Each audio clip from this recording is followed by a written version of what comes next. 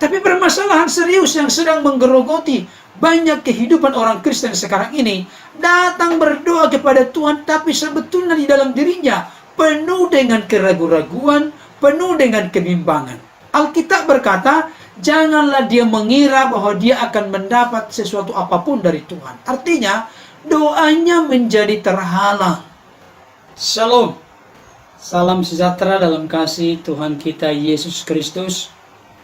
Pada kesempatan ini, Bapak Ibu Saudara, kita akan melanjutkan pembahasan berkaitan dengan 10 penghalang doa yang harus kita ketahui. Saudara-saudara, pada kesempatan ini kita akan masuk ke dalam bagian yang ke-6 setelah kita terlebih dahulu mempelajari 5 bagian sebelumnya. Sebelum kita melanjutkan di dalam bagian yang ke-6, saya kembali mengingatkan kepada Bapak Ibu Saudara supaya berkenan menonton video pembahasan saya tentang 10 penghalang doa di dalam bagian 1 sampai bagian yang ke-5. Secara garis besar akan kembali saya sampaikan kepada kita 5 penghalang doa yang sudah kita bahas sebelumnya. Yang pertama, dosa dan kejahatan. Yang kedua, doa yang salah. Yang ketiga, kesombongan. Yang keempat, kemarahan. Dan yang kelima, hidup tidak bijaksana dan tidak menghormati pasangan. Nah, Bapak Ibu Saudara, saya sangat berharap dan tentunya Tuhan sangat menghendaki supaya setiap kita yang sudah mengerti dan memahami apa yang menjadi penghalang doa di dalam bagian 1 sampai bagian 5, kiranya kita memiliki kerendahan hati untuk mengintrospeksi diri, mengevaluasi diri. Apakah ada hal-hal tertentu di dalam 5 bagian itu yang masih melekat di dalam diri kita masing-masing? Saran saya Bapak Ibu Saudara, kalau hal itu masih ada dalam diri kita, mari kita datang memohon pengampunan Tuhan dan meminta perkenanan Tuhan supaya kita dikuatkan dan diteguhkan untuk menjauhkan hal-hal yang menjadi perintang dan penghalang dari doa-doa kita yang dikenan oleh Tuhan. Hal ini menjadi sangat penting supaya apa yang kita pelajari nanti sampai kepada 10 penghalang doa secara lengkap. Saya rindu dan tentunya Bapak Ibu Saudara rindu supaya kita makin diubahkan, kita makin disempurnakan, sehingga ke depan hidup kita menjadi hidup yang betul-betul selaras dan sesuai dengan apa yang Tuhan mau. Kita sadar saudara, sampai saat ini kita masih banyak kekurangan dan kelemahan, tapi seringkali yang membuat kita tidak berubah, kita sudah tahu hal itu salah, tapi kita bersikeras tidak mau berubah dari sana. Oleh karena itu, biarlah pembelajaran kita ini dengan didorong oleh kekuatan Roh Kudus, kita dimampukan untuk mengintrospeksi diri, kita dimampukan untuk mengevaluasi diri, sehingga betul-betul hidup kita selaras dan sesuai, searah, seiring sejalan dengan kebenaran firman Tuhan.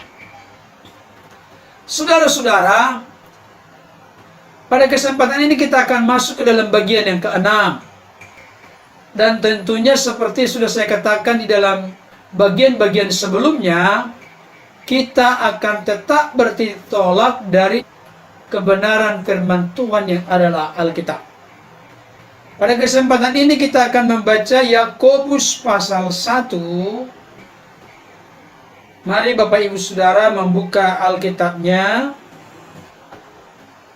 Yakobus pasal 1 ayat yang ke-5 sampai ayat yang ke-7.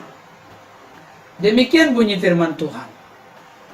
Tetapi apabila di antara kamu ada yang kekurangan hikmat, hendaklah ia memintakannya kepada Allah, yang memberikan kepada semua orang dengan murah hati dan dengan tidak membangkit-bangkit, maka hal itu akan diberikan kepadanya.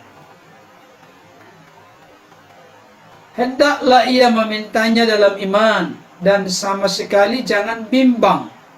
Sebab orang yang bimbang sama dengan gelombang laut yang diombang-ambingkan kian kemari oleh angin. Orang yang demikian janganlah mengira bahwa ia akan menerima sesuatu dari Tuhan. Saudara, di dalam bacaan kita dari Yakobus pasal 1 ayat 5-7, di sini dipaparkan tentang ada seseorang yang kekurangan hikmat. Kalau seseorang kekurangan hikmat, baiklah dia berdoa, meminta kepada Allah yang memberi dengan murah hati kepada siapapun yang berdoa kepadanya. Tetapi di dalam ayat yang ke-6, di sini sangat ditegaskan, hendaklah ia memintanya. Meminta apa? Meminta hikmat dalam iman. Dan sama sekali jangan bimbang. Ayat yang ke-7. Orang yang demikian, maksudnya orang yang bimbang, janganlah mengira bahwa ia akan menerima sesuatu dari Tuhan. Jadi saudara-saudara, kita menemukan mutiara kebenaran. Apa yang menjadi penghalang doa di sini? Tentunya hidup dalam kebimbangan atau berdoa di dalam kebimbangan. Saudara-saudara, ada banyak orang Kristen sudah berdoa kepada Tuhan. Itu baik. Karena dalam kitab Yakobus dikatakan, kamu tidak memperoleh apa-apa karena kamu tidak berdoa. Tetapi masalahnya sekarang, kita sudah berdoa dan kita tidak mendapat apa-apa. Kita tidak memperoleh dan menerima apa-apa. Kenapa terjadi demikian? Kalau di dalam bagian sebelumnya kita telah belajar karena salah berdoa. Dan saya tidak akan membahas itu kembali karena sudah ada di dalam video saya sebelumnya. Tetapi di sisi lain, kenapa kita sudah berdoa kepada Tuhan dan kita tidak menerima jawaban dari Tuhan? Oleh karena kita berdoa dengan kebimbangan. Bahasa lain, kita berdoa dengan keraguan-raguan. Kita berdoa dengan kekhawatiran. Kita tidak berdoa dalam iman. Kita tidak berdoa dengan sebuah kepercayaan. Saudara, sebetulnya sangat memprihatinkan seseorang datang menghadap Allah yang El Shaddai, Allah yang Maha Kuasa, Allah yang sanggup mengadakan dari tidak ada menjadi ada, apalagi mengubah yang ada menjadi ada yang lain. Itu kecil dan mudah di mata Tuhan. Tapi permasalahan serius yang sedang menggerogoti banyak kehidupan orang Kristen sekarang ini, datang berdoa kepada Tuhan, tapi sebetulnya di dalam dirinya penuh dengan keraguan-raguan, penuh dengan kebimbangan. Alkitab berkata, janganlah dia mengira bahwa dia akan mendapat sesuatu apapun dari Tuhan. Artinya, doanya menjadi terhalang. Doanya tidak akan mendapatkan jawaban. Karena apa? Karena didasari dengan keraguan-raguan dan kebimbangan. Saudara-saudara, satu ketika ada seorang bapak datang kepada Yesus, mengadukan halnya, persoalannya, pergumulannya kepada Yesus, yang mana anaknya dirasuki oleh roh jahat. Sehingga anaknya ini tidak bisa berbicara, bisu, bahkan tuli. Si bapak ini telah membawa anaknya yang kerasukan ini kepada murid-murid Yesus. Tetapi murid-murid Yesus tidak dapat menyembuhkan. Akhirnya si bapak ini datang menghadap Yesus dan berkata, betapa anakku ini sangat memprihatinkan dan menyedihkan. seringkali jatuh terpelanting dan mulutnya berbusa. Perhatikan kata-kata dari Bapak ini. Lakukanlah sesuatu jika engkau dapat. Itulah pernyataan sekaligus permintaan dari si Bapak ini kepada Yesus. Jika engkau bisa melakukan sesuatu, lakukanlah. Bapak Saudara, nangkap nggak apa yang menjadi indikasi atau petunjuk yang dapat kita lihat dan nilai dari apa yang dikatakan oleh sang Bapak ini? Si Bapak ini bertemu dan berjumpa dengan Yesus, tetapi dia berkata, jika engkau bisa melakukan sesuatu, ya lakukanlah, kerjakanlah. Artinya, si Bapak ini meragukan. Si Bapak ini bimbang akan kuasa Yesus. Maka di dalam Markus pasal 9 kita lihat apa jawaban Yesus. Saya akan mulai dari ayat 22 sampai 25. Dan seringkali roh itu menyeretnya ke dalam api ataupun ke dalam air untuk membinasakannya.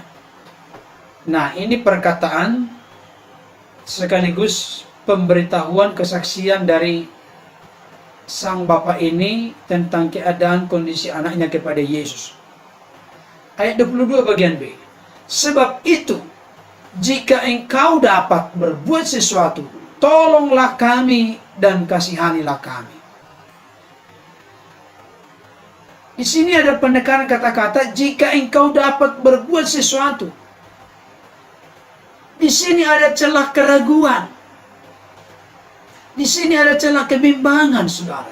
Jika engkau dapat berbuat sesuatu. Apa jawaban Yesus? Jawab Yesus, katamu jika engkau dapat. Tidak ada yang mustahil bagi orang yang percaya. Ayat 24, ini sikap yang perlu kita miliki ketika kita memohon dan meminta berdoa kepada Tuhan. Segera ayah anak itu berteriak, aku percaya, tolonglah aku yang tidak percaya ini.